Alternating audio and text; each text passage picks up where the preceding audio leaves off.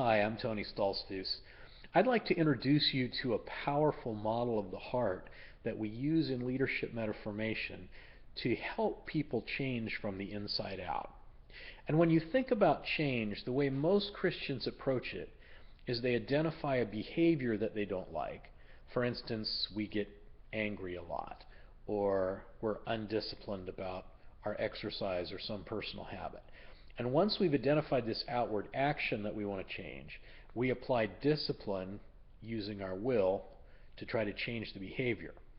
So what's interesting about that approach is it starts from the outside, and our hope is that as we discipline ourselves, it will work down into our heart.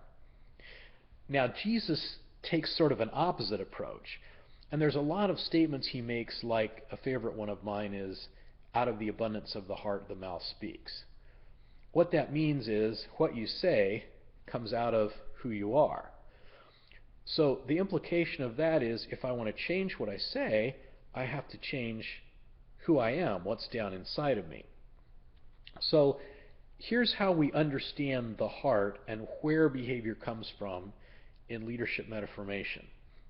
The actions that you take are the output of the heart, the result of what's in your heart.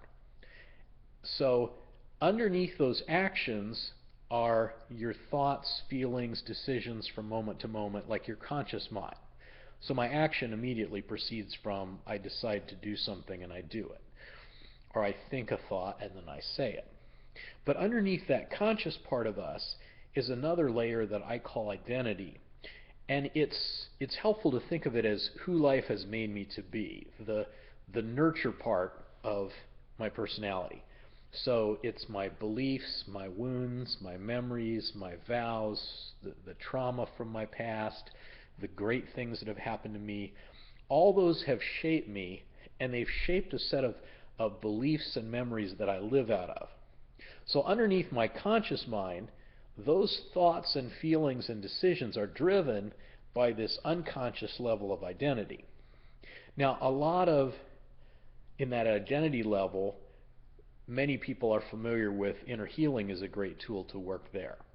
But underneath that level is a level that we call desire. There's a set of fundamental human needs, things like significance, love, belonging, challenge, freedom, justice, acceptance. Those are things that we all desire. And the key to understanding desire, these are not bad things. For instance, Jesus has desires. He says, I've earnestly desired to eat this Passover with you. And what's really cool about that in the Greek, the wording is, and forgive my Greek pronunciation, but epithemia, epithemeo. In other words, he uses the same word for desire twice. So it literally means, with great desire I've desired to eat this Passover with you. Jesus has desires. Desires are not bad. And desires are meant to be filled in our relationship with God.